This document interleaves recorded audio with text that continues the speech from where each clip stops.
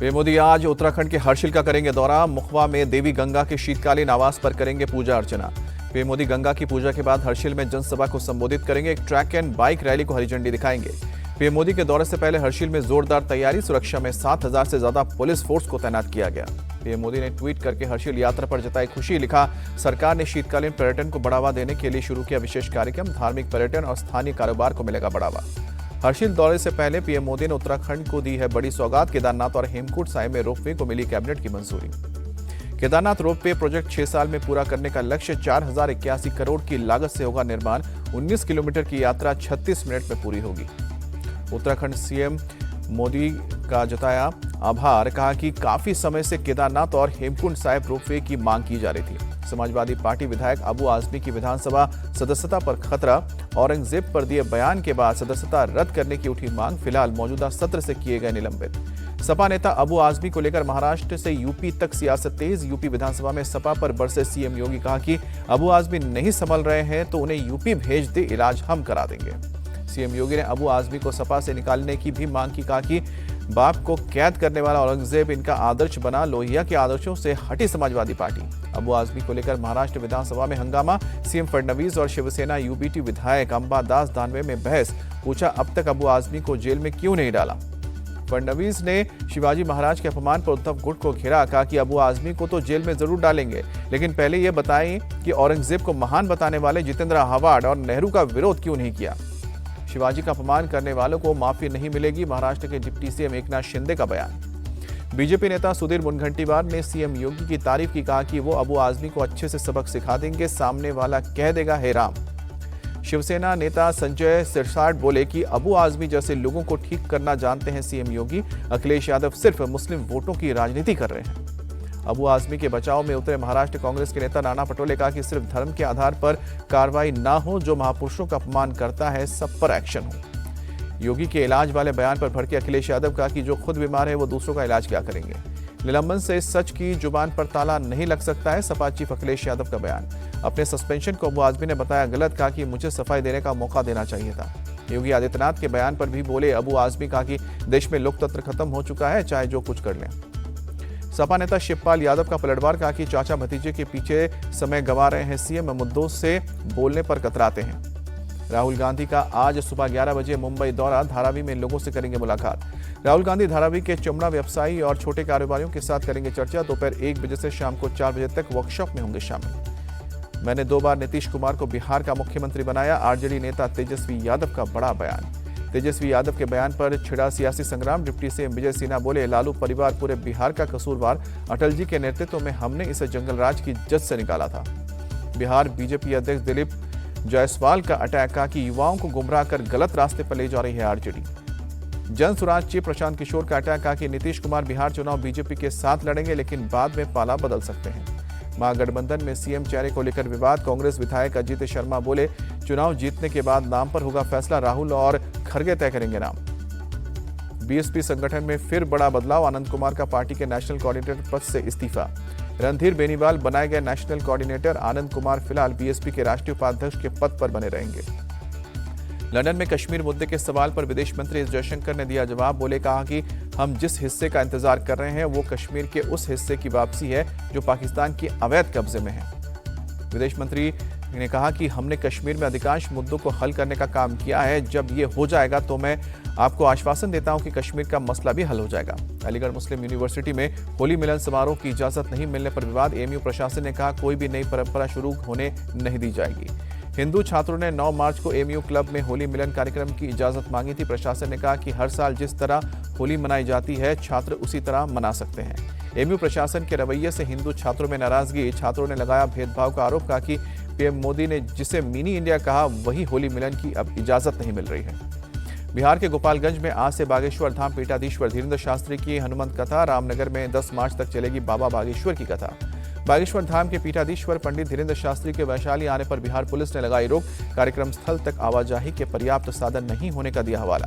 Bihar police के मुताबिक बाबा बागेश्वर के कार्यक्रम में 5 से 7 लाख लोगों के आने की संभावना। राघोपुर में कार्यक्रम स्थल पर पर्याप्त जगह की कमी और आने जाने के लिए सिर्फ नाव और पीपा पुल ही साधन है।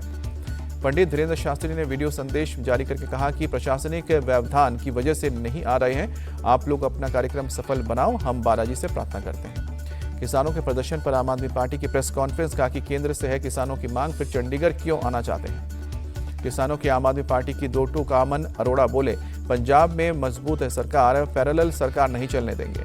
पंजाब में मान सरकार के खिलाफ किसानों में आक्रोश। प्रदर्शन के दौरान 700 किसानों को पंजाब पुलिस ने डिटेन किया। प्रदर्शन के लिए चंडीगढ़ में एंट्री चाहते हैं किसान। सीएम भगवंत मान पर बरसे किसान नेता सरवण पंडेर, कहा कि 25 साल में ऐसा मुख्यमंत्री नहीं देखा। पंजाब में केजरीवाल के काफिले पर बीजेपी ने उठाया सवाल। मनजिंदर सिंह सिरसा बोले, 50 गाड़ियों के काफिले और 100 कमांडो की सुरक्षा में आए केजरीवाल, शांति के लिए पंजाब के लोगों के पैसे उड़ाए। बीजेपी पर आपका पलटवार, कहा कि केजरीवाल की गाड़ी से जाने पर मनजिंदर सिरसा को सरदर्द क्यों रहा, उन्हें बोलने दीजिए। केजरीवाल को विपासना की पश्चाताप करना चाहिए। दिल्ली बीजेपी अध्यक्ष वीरेंद्र सचदेवा का अटैक। पंजाब सरकार पर अकाली दल नेता दलजीत सिंह चीमा का अटैक, कहा कि किसानों के लिए कर्फ्यू जैसे हालात बनाए, दिल्ली वालों के लिए स्पेशल इंतजाम किए। केजरीवाल से ज्यादा भगवंत मान को विपश्यना की जरूरत। पंजाब विधानसभा में नेता विपक्ष प्रताप सिंह बाजवा का अटैक। कांग्रेस नेता संदीप दीक्षित बोले, विपश्यना से कुछ नहीं होने वाला है, केजरीवाल का दिखावा सामने आ चुका है। सीएम रेखा गुप्ता का विपक्ष पर हमला, बोली कि हमें वादे याद दिलाने की जरूरत नहीं है, हम हर एक वादा करेंगे पूरा। विकसित दिल्ली बनाने के लिए बजट बना रहे हैं, दिल्ली के मंत्री आशीष सूद का बयान। सांसद राशिद इंजीनियर की याचिका पर 7 मार्च को फैसला। संसद में भाग लेने की मांगी है कस्टडी पैरोल। झारखंड विधानसभा को जल्द मिलेगा नेता विपक्ष चुनने के लिए 2 ऑब्जर्वर नियुक्त किए गए। यूपी विधानसभा में पान मसाला खाने पर पूरी तरह से रोक, अब पान मसाला खाने पर लगेगा जुर्माना। मध्य प्रदेश में गाड़ियों पर हूटर लगाने वालों की खैर नहीं, लाल पीली बत्ती लगाने पर 5,000 रुपए तक का जुर्माना। वीआईपी स्टिकर और डिजाइनर नंबर प्लेट भी हटेंगे।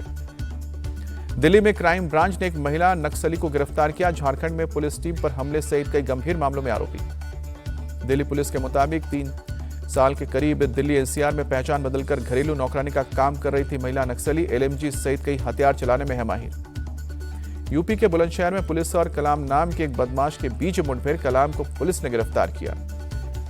पाउसी इलाके के खंडार रोड पर चेकिंग के दौरान कलाम ने पुलिस पर फायरिंग की थी। जवाबी फायरिंग में पैर में गोली लगने से घायल हुआ। पुलिस ने कलाम के पास एक तमंचा, कारतूस और लूट के 1.5 लाख रुपए बरामद किए। एक पशु व्यापारी से लूट के मामले में कलाम की तलाश थी। लखनऊ के रहमान खेड़ा इलाके में 90 दिन बाद पकड़ा गया आदमखोर बाघ। वन विभाग की टीम ने बाघ को ट्रैंकुलाइज करके काबू में किया। 25 से ज्यादा मवेशियों को अपना शिकार बना चुका था बाघ। 90 दिन तक कैमरा ट्रैप और ड्रोन से रखी जा रही थी नजर। यूपी के संभल में एक्शन में प्रशासन की टीम रमजान होली को लेकर किया फ्लैग मार्च, लोगों से शांति बनाए रखने की अपील की। संभल सर्किल ऑफिसर के मुताबिक हमने शांति व्यवस्था के लिए संभल में पैदल मार्च किया है ताकि शांति व्यवस्था भंग ना हो। माहौल खराब करने वालों को बख्शा नहीं जाएगा। एमपी के जबलपुर में 2 बच्चों के तालाब में डूबने की आशंका, प्रशासन की टीम चला रही है रेस्क्यू ऑपरेशन। रात होने की वजह से तालाब में रोका गया रेस्क्यू। स्कूल के बाद तालाब किनारे गए थे बच्चे। पुलिस के मुताबिक बच्चों के जूते तालाब के पास मिले। सुबह से फिर चला जाएगा रेस्क्यू ऑपरेशन। बेंगलुरु एयरपोर्ट पर डीआरआई की बड़ी कार्रवाई। 12.5 करोड़ रुपए से ज्यादा के साथ एक्ट्रेस रानिया रवि गिरफ्तार। रानिया राव के घर से भी 2 करोड़ से ज्यादा का गोल्ड और 2.5 करोड़ से ज्यादा की नकदी भी पकड़ी गई है। एक्ट्रेस को न्यायिक हिरासत में भेजा गया है। मध्य प्रदेश के खांडवा में धर्मांतरण का मामला, नाबालिग को जंजीरों में बांधकर धर्म बदलने का डाला गया दबाव, पुलिस ने बच्चे को मुक्त कराया।